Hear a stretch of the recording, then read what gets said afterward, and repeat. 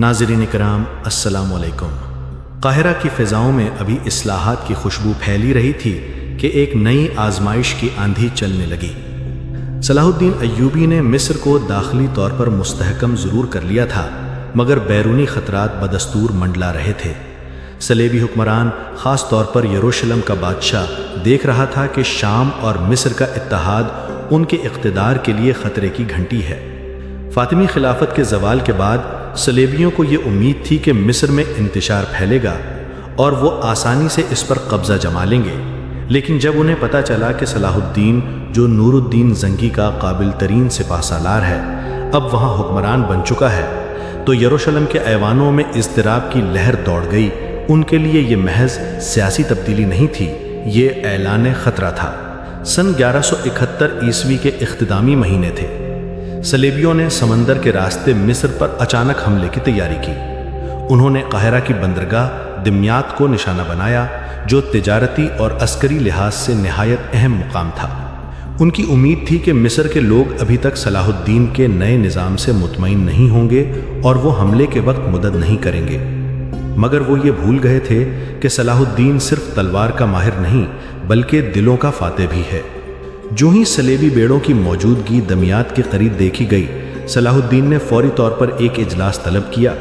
اس نے نہ صرف اپنے جرنیلوں کو الرٹ کیا بلکہ قاہرہ کے عوام، علماء اور تاجروں کو بھی پیغام بھیجا کہ یہ حملہ صرف سرزمین پر نہیں، اسلام کی حرمت پر ہے۔ پورے مصر میں ایک آواز گونجی، جہاد کا وقت آ گیا ہے۔ صلاح الدین خود قاہرہ سے نکل کر دمیاط کی طرف روانہ ہوا۔ راستے میں وہ ہر گاؤں اور شہر میں رکا، عوام سے خطاب کیا، انہیں حوصلہ دیا اور اپنی سادہ اور درویشانہ شخصیت سے ان کے دل جیت لیے۔ لوگ خود بخود اس کے لشکر میں شامل ہونے لگے۔ کسان، تاجر، نوجوان، یہاں تک کہ علماء بھی جنگ کے لیے تیار ہو گئے۔ جب وہ دمیاط پہنچا تو صلیبی بیڑے پہلے ہی ساحل پر اپنا پڑاؤ ڈال چکے تھے۔ وہ پوری تیاری کے ساتھ آئے تھے، منجنیق، تیر انداز، گھڑ سوار اور اشرافیہ کے تجربہ کار سپاہی، لیکن انہوں نے جس چیز کا اندازہ نہیں لگایا تھا وہ تھی صلاح الدین کی جنگی حکمت عملی۔ صلاح الدین نے ایک طرف سے نہر کے راستے صلیبیوں کی سپلائی لائن کاٹ دی، جبکہ دوسری طرف سے چھاپہ مار دستے بھیجے جو رات کے وقت ان کے خیموں میں حملہ کرتے۔ صلیبی لشکر خوف میں مبتلا ہو گیا، ان کی صفوں میں کھلبلی مچ گئی۔ ان کے سپاہی جو مصر کے سونے، غلاموں اور دولت کی امید میں آئے تھے، اب اپنی جان بچانے کے بارے میں سوچنے لگے۔ صلاح الدین نے یہاں ایک اور عقل مندی کا مظاہرہ کیا۔ اس نے دمیاط کے مقامی لوگوں سے کہا کہ وہ صلیبیوں کو ساز و سامان بیچنے سے انکار کریں اور جو بیچ چکے ہیں ان سے واپس خرید کر تلف کر دیں۔ اس معاشی ناکہ بندی نے دشمن کی کمر توڑ دی۔ صلیبی سپاہ خوراک، پانی اور دواؤں کی کمی کا شکار ہو گئی۔ چند دنوں بعد صلاح الدین نے فیصلہ کن حملے کا حکم دیا۔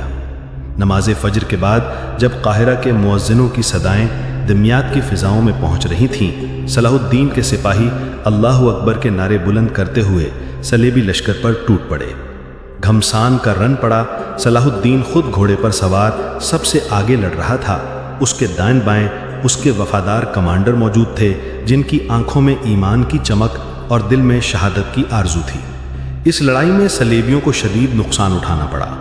ان کے بیڑے کے کئی جہاز جل گئے، ہزاروں سپاہی مارے گئے یا گرفتار ہو گئے اور باقی دمیاط چھوڑ کر بھاگ نکلے۔ صلاح الدین نے کامیابی کے بعد دمیاط میں ایک مختصر خطبہ دیا، جس میں کہا، ہم نے زمین کو خون سے نہیں عدل سے فتح کیا ہے۔ دشمن شکست کھا چکا ہے، مگر اصل جنگ ابھی باقی ہے۔ بیت المقدس اب بھی کافروں کے قبضے میں ہے اور جب تک وہ آزاد نہ ہو ہم چین سے نہیں بیٹھیں گے۔ اس فتح کے بعد پوری اسلامی دنیا میں صلاح الدین کا نام گونجنے لگا۔ عباسی خلیفہ نے اسے باقاعدہ سلطان کے لقب سے نوازا۔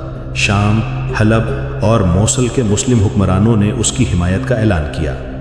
یہاں تک کہ مصر میں وہ لوگ بھی جو فاطمی خلافت کے وفادار تھے، اب اس کی قیادت کو تسلیم کرنے لگے۔ صلاح الدین نے اس فتح کو صرف عسکری کامیابی نہیں سمجھا، بلکہ اسے عوامی خدمت کا ذریعہ بنایا۔ جنگ کے قیدیوں کو سخت سزائیں دینے کی بجائے انہیں معاف کر کے واپس بھیج دیا، تاکہ یورپ کو یہ پیغام جائے کہ مسلمان صرف تلوار کے نہیں، کردار کے فاتح ہیں۔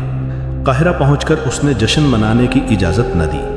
اس نے کہا، جشن تب منایا جائے گا جب مسجد اقصی میں سجدہ شکر ادا کیا جائے۔ اس کے بعد اس نے فوجی تربیت کو مزید سخت کیا، جاسوسی نظام کو وسعت دی اور قاہرہ کے دفاع کو مزید مضبوط کیا۔ وہ جانتا تھا کہ صلیبی صرف ایک بار نہیں آئیں گے بلکہ بار بار آئیں گے اور ہر بار وہ مستحکم تر ہوں گے۔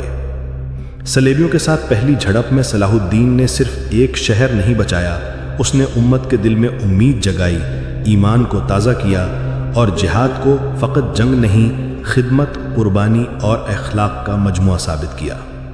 عزیزان من، یہ معلومات مختلف معتبر اسلامی اور تاریخی کتب سے مستند تحقیق کے بعد ترتیب دی گئی ہیں، جن میں ابن اسیر، ابن خلقان، ڈاکٹر علی محمد السلابی اور مستشرقین کی کتب شامل ہیں۔